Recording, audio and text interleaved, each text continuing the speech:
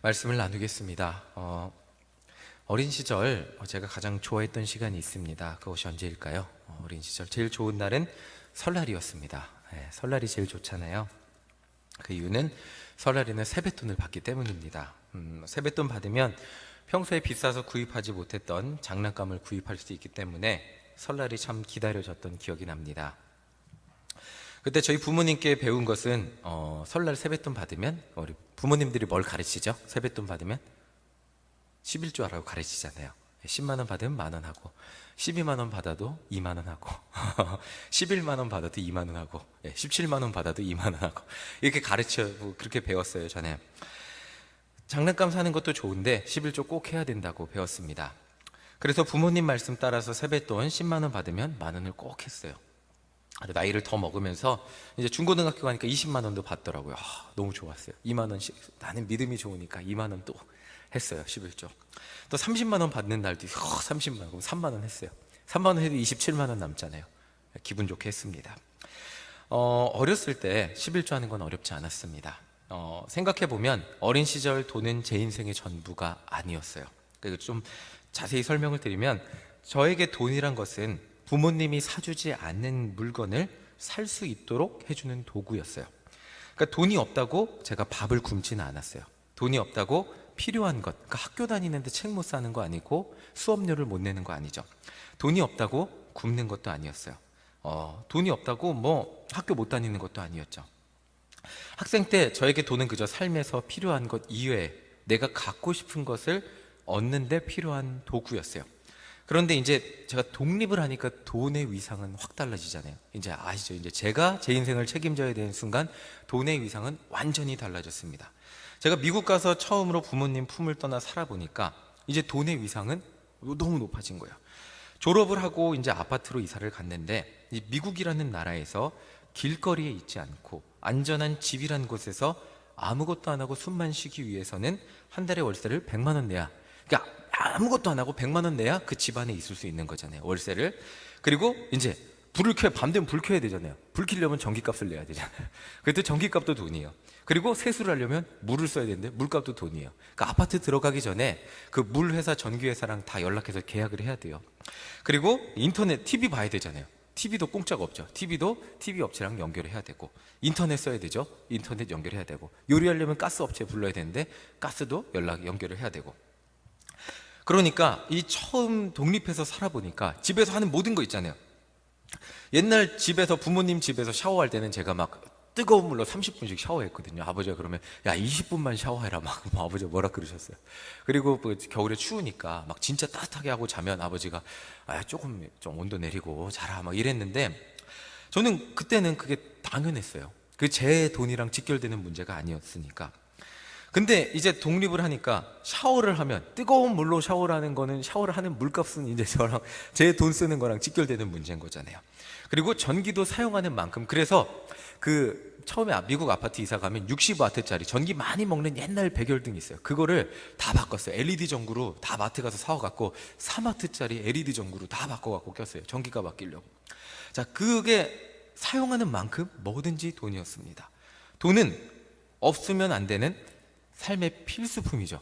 옛날에는, 그러니까 세뱃돈 많이 받으면 장난감 하나 더 사는 건데, 지금은 그 돈이 없으면 전기도 못 켜고 그 집에 그러니까 내가 잠잘 곳이 없는, 없으면 안 되는 것으로 위상이 변경이 되었어요. 그러니까 뭐 잘 살기 위해서가 아니고, 남들보다 넓은 집 살기 위해서가 아니고, 그냥 길바닥에 주저앉지 않기 위해서 필요한 게 돈이라는 거죠. 그냥 잘 사는 집도 아니었어요. 제가 이번 주 젊은이부 설교 시간에 얘기했는데, 저희 아파트는 처음 이사 갔던 데는 남미 애들이 너무 많이 살아서 미국이 영어가 공용어인데 스페인어로 전단지가 들어오는 아파트였어요.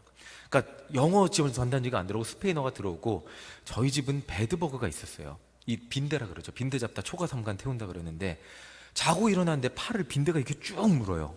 정말 가난한 동네 아파트에만 빈대가 있거든요. 근데 저희 집은 빈대가 있었어요. 그래갖고 제가 그것 때문에 너무 스트레스를 받아갖고 빈대 잡는 법만 막 3달을 연구해서 빈대 잡고 그랬어요. 여러분들 빈대 잡는 법 저 아직도 기억나요. 벽에 요만한 동그란 점을 남겨요, 빈대들은.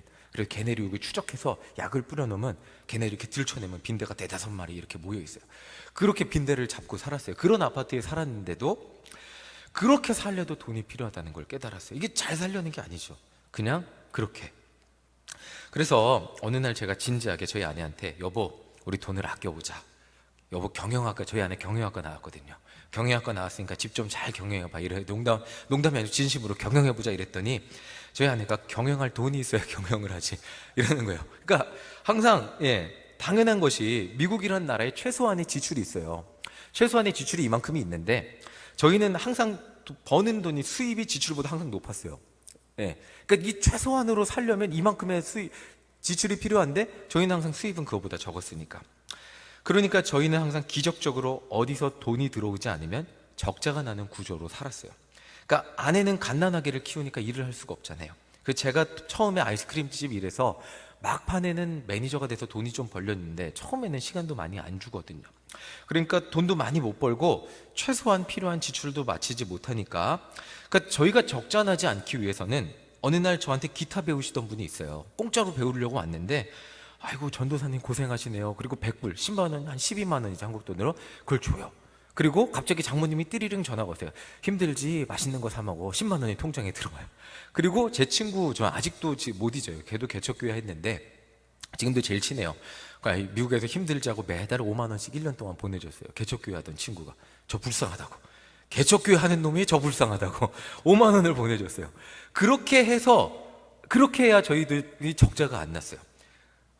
그렇게 매달 살았어요. 이렇게 저는 그게 너무 싫었어요, 사실은. 그러니까 수입과 지출이 어느 정도 매달 보장되는 삶을 살았으면 좋겠는데 지출은 항상 이만큼인데 수입은 이만큼이요. 그러니까 기적적으로 요만큼 한 300~400불이 채워지지 않으면 적자 나는 그 구조가 너무 싫었어요. 그래서 매달 그렇게 기도를 했죠. 그렇게 살았죠. 그런데 이 어느 날 제 믿음의 시련이 왔습니다. 11조를 내야 되는데 이제 11조를 낼 돈이 없는 거예요. 관리비를 연체하면 안 되는데 그 다음 주 화요일인가 수요일에 관리비를 내야 되는데 딱 관리비를 낼 돈이 11조인 거예요. 11조를, 그때 저한테 정말 믿음의 큰 시련이 왔어요. 11조를 내야 되냐? 관리비를 내야 되냐? 11조를 이번 주일날 교회 가서 내면 그 다음 주 관리비 낼 돈이 없는 거예요. 관리비 연체되면 안 되잖아요. 그러면 뭐 골치 아파져요. 연체되고 이러면 뭐 끊는다 뭐 이러고 와서 정말 갈등이 많이 됐어요. 그래도 제가 전도사인데 담임이었거든요. 목회를 하는, 제가 앞에서 헌금하라고 가르치는 사람인데 이런 상황이 되니까 정말 마음이 힘들었습니다. 한 주 버텨볼까? 관리비 내고 11조 모이면 모이지 않을까? 근데 저는 어려서부터 배운 신앙은 11조부터 떼놓고 다른 거 쓰라는 건데 11조 내야 되는데 이 관리비 나 못 내면 어떡하지? 굉장히 제 신앙의 끝까지 온 그런 상황이었습니다. 자, 그래서 제가 무엇을 선택을 했을까요? 여러분, 무엇을 선택을 했을까요? 그래도 제가 마지막 자존심은 있어요. 어릴 때 신앙교육이 중요한 것 같아요. 11조 내보자. 그리고 11조를 냈어요. 11조를 내고 예배를 마치고 돌아오는데 마음이 답답했어요. 하나님, 관리비 어떻게 하죠? 하나님 어떻게 하죠? 하는데 그날 저녁인가 그 다음 날인가 띠링 또 누가 돈을 갑자기 보내줬어요. 진짜요. 띠링 하고 돈을 보내줘갖고 그 돈으로 관리비 냈던 기억이 나요. 자, 어른이 되어보니까 돈은 선택이 아닌 거예요. 제가 독립을 해서 살아보니까 많으면 행복하겠지 이게 아니고 없으면 안 되는 거예요. 돈 없이는 살 수 없는 게 이 세상이라는 걸 깨닫게 됐어요. 이 세상의 원리가 돈 없이는 아무것도 할 수 없다는 것을 깨닫게 되었습니다. 자, 이게 굉장히 11조냐 관리비냐 이 상황이 오니까 여러분들 믿음을 가지고 11조 내보세요. 여러분들 11조 헌금이 먼저입니다 라고 전 지금 경험을 통해 말할 수 있지만, 근데 그 마음의 갈등이 얼마나 큰지는 저도 배우게 됐다는 거예요. 자, 그런데 우리가 다 알고 있다시피 예수님은 이렇게 말씀하셨어요. 마태복음 6장 31절 32절 함께 읽어보겠습니다. 시작. 그러므로 염려하여 이르기를 무엇을 먹을까 무엇을 마실까 무엇을 입을까 하지 말라. 이는 다 이방인들이 구하는 것이라. 너희 하늘 아버지께서 이 모든 것이 너희에게 있어야 할 줄을 아시느니라. 자, 예수님은 돈으로 대표되는 인간의 기본적인 것들, 무엇을 먹을까, 무엇을 마실까, 무엇을 입을까, 이거 다 돈으로 하는 거잖아요. 돈이 보장해주는 그런 것 같은 것들, 이런 것들을 염려하지 말라고 하세요. 이런 것들은 다 이방인들이 구하는 것이라고 말하는데 이 말이 뭐냐면 이방인들이 종교를 믿는 이유가 다 이것 때문이라는 거예요. 열심히 비나이다 하는 이유가 뭘까요? 다 이것 때문이라는 거예요. 자, 그래서 우리가 이 말을 오해해서 기도할 때 우리의 가장 필요한 것을 위해서 기도하지 말라는 말로 오해해서는 안 될 것입니다. 자, 이게 그러니까 이방인들 종교도 비나이다 이것들을 구하니까 우리도 그러면 1차원적인 것들을 구하면 우리는 그런 이방인들 종교와 다르다라고 생각하면서 구하지 않을 수 있겠지만 그렇다면 우리가 무엇을 구해야 되냐라고 생각하면서 우리는 다 삶을 초월했어. 내 삶과 내 가족을 위한 기도는 1차원적인 기도이기 때문에 나는 그런 수준 낮은 기도는 하지 않고 오직 영혼 구원만을 위해서 기도하겠습니다 라는 말을 하고 한다면 그것도 조금 다른 얘기라는 거예요. 자, 예수님의 가르침을 정확히 이해하지 못한 거라는 거죠. 자, 분명히 예수님은 우리한테 이렇게 기도하라고 하셨어요. 마태복음 6장 11절 함께 읽어보겠습니다. 시작. 오늘 우리에게 일용할 양식을 주시옵고. 자, 예수님은 기도할 때 하나님께 일용할 양식 달라고 기도하라고 말씀하셨어요. 삶에 필요한 기초적인 것들을 하나님께 구하라고 말씀하고 계신 것이에요. 그러니까 이방인들하고 그럼 뭐가 달라요, 목사님 하실 수 있는데 설명을 드려보겠습니다. 우리가 하나님을 아버지라고 말하는데 만약 우리 아버지께 이거는 조금 설명이 좀 꼬였는데 우리가 하나님을 아버지라고 말하는데 만약에 우리 아버지께 우리 아버지 그러니까 하늘 아버지 말고 제가 우리 부모님께 지금 당장 먹고 살기 힘든데 그런 어려운 상황은 말도 못하고 그냥 부모님 마음 힘드니까 잘 살고 있어요 라고만 말하면 여러분들이 부모님이니까 마음은 어떨까요? 쟤들이 정말 힘들 텐데 말하지 않는구나 라면 가슴이 아프잖아요. 자, 그런 것과 비슷해요. 하나님은 우리가 작은 것까지도 기도하기를 원하세요. 이게 하나님 마음인데, 그래서 제가 계속 지금 설명이 꼬였다고 말씀을 드렸는데 이방인들과의 차이점을 말씀을 드릴게요. 자, 예수님이 말씀하시는 것은 바로 이것입니다. 33절입니다. 함께 읽어보겠습니다. 시작.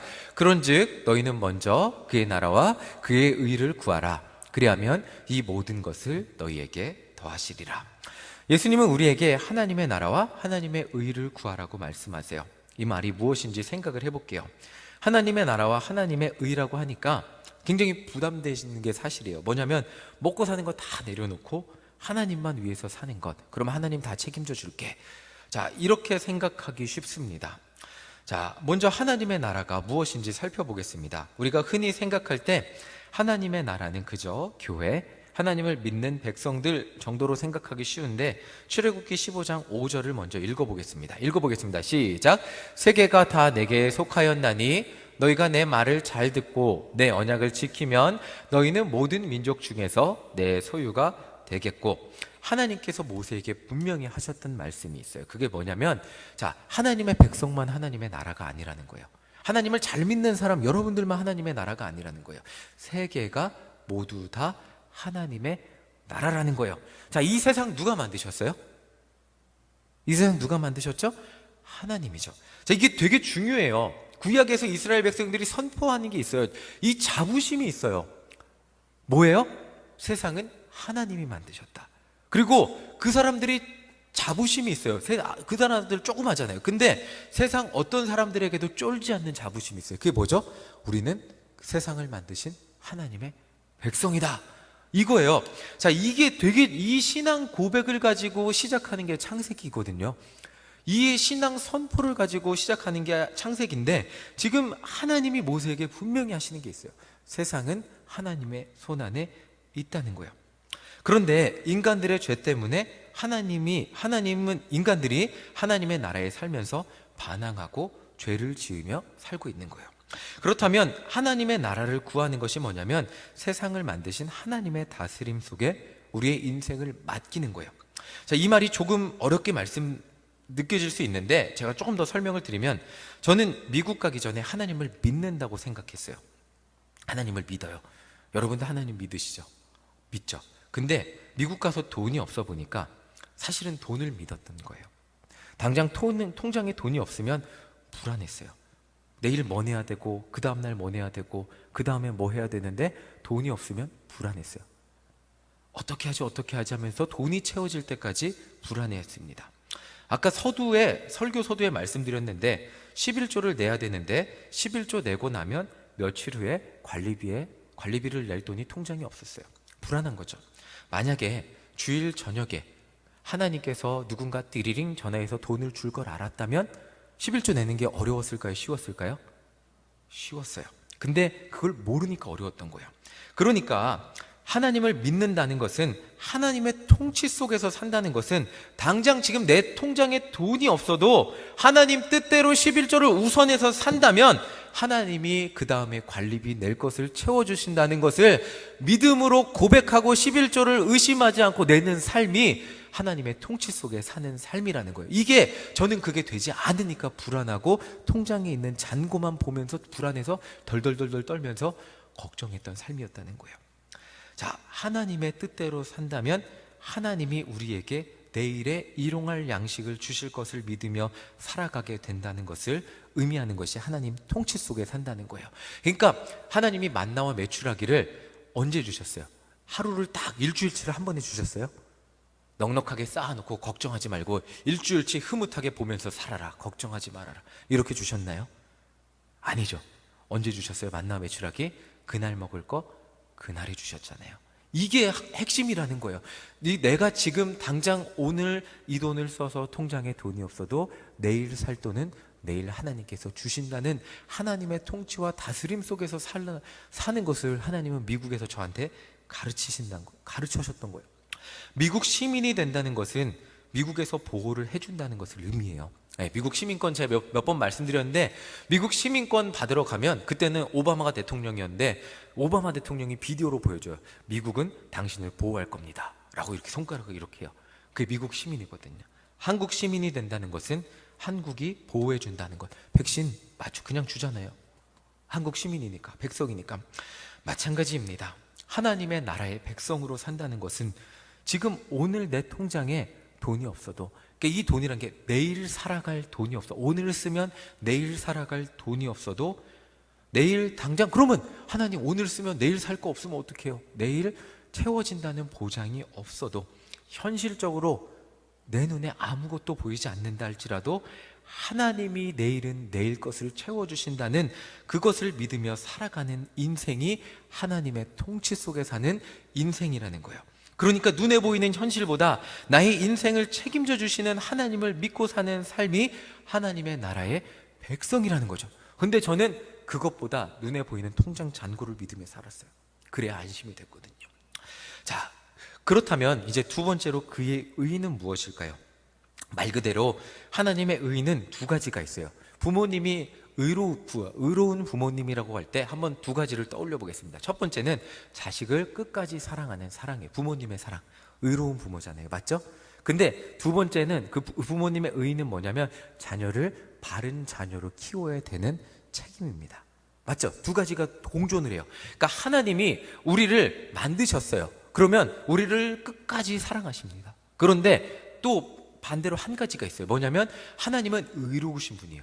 여러분들의 죄를 그냥 넘어갈 수 없는 하나님의 의로우심이에요. 그러니까 이 두 가지가 공존할 수 있을까요? 없을까요? 사랑은 하는데 그 인간의 죄를 이렇게 공존을 할 수가 없는 거예요.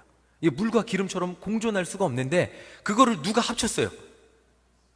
예수님이 합친 거예요. 물과 기름과 같은 하나님의 사랑과 하나님의 의를 예수님이 합친 거예요. 어떻게 합쳤죠? 로마서 5장 8절입니다. 함께 읽어보겠습니다. 시작. 우리가 아직 죄인 되었을 때 그리스도께서 우리를 위하여 죽으심으로 하나님께서 우리에 대한 자기의 사랑을 확증하셨느니라. 예수님이, 하나님이 자기 아들을 이 땅에 보내서 인간의 죄 대신에 죽게 하셨어요. 인간의 모든 죄를 그것으로 용서하셨어요. 하나님의 사랑, 그리고 죄에 대한 심판을 합치신 거죠. 그리고 인간을 끝까지 사랑하시는 것을 완성하셨어요. 자, 하나님의 의를 구하라는 것은 이거예요. 어떤 상황이 와도 인간을 자기 아들을 죽여서라도 포기하지 않으신 하나님의 의로우신 사랑을 믿고 따르라는 말이에요.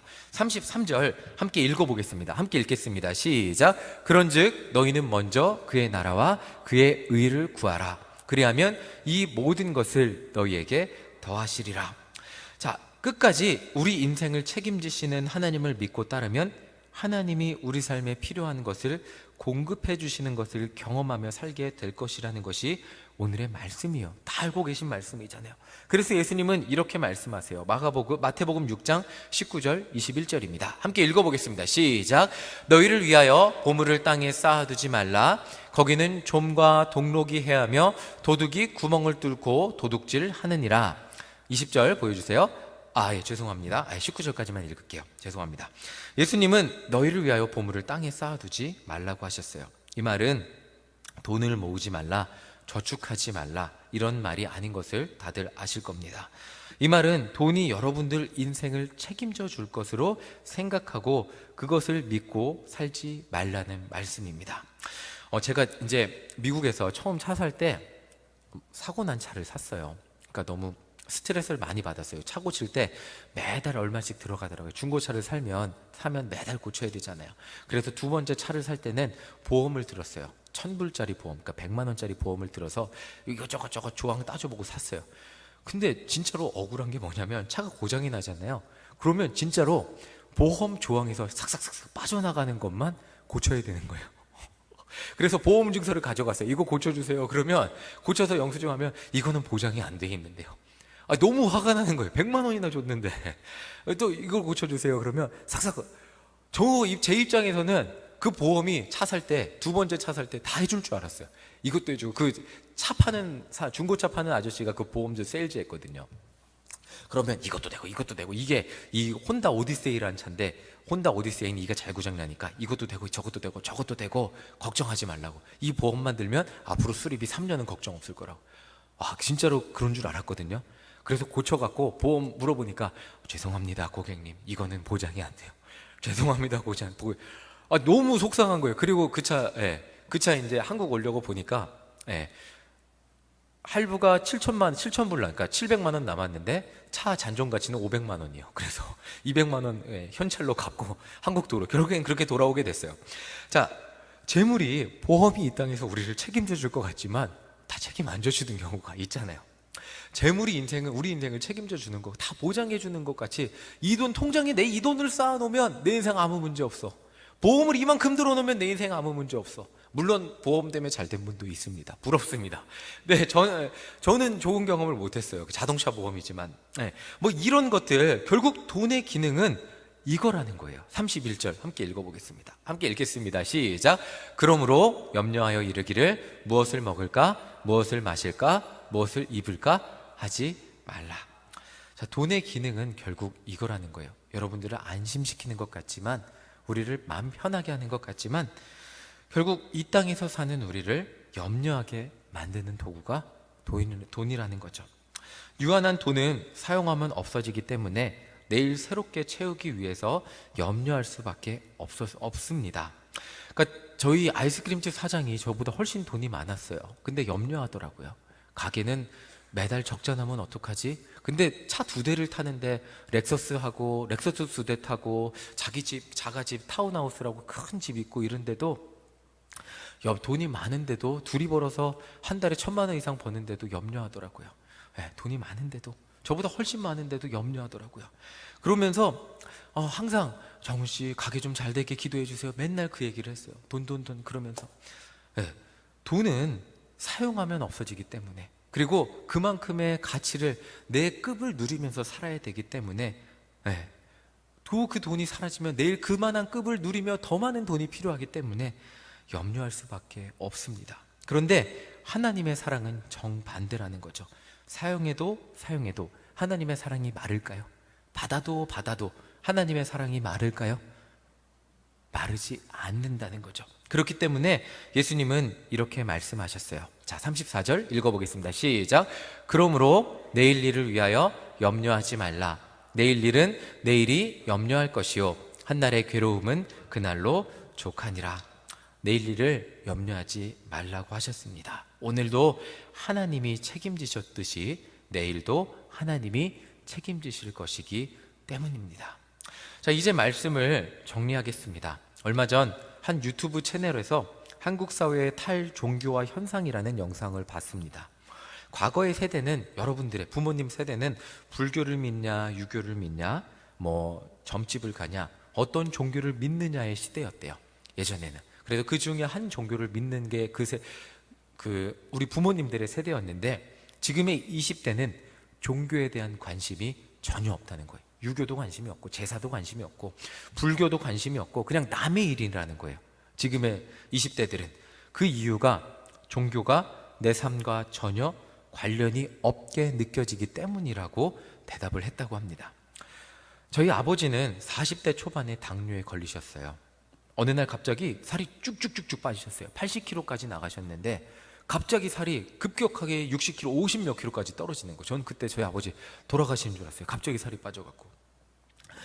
그때 아버지가 막 그러시는데 갑자기 막 영지버섯 다려 드시고 뭐 음식도 가려 드시고 그러면서 큰일 난 줄 알았는데, 그때 저희 어머니랑 매일 하셨던 것이 있어요. 매일 밤마다 1시간씩 기도를 하셨어요. 밤마다.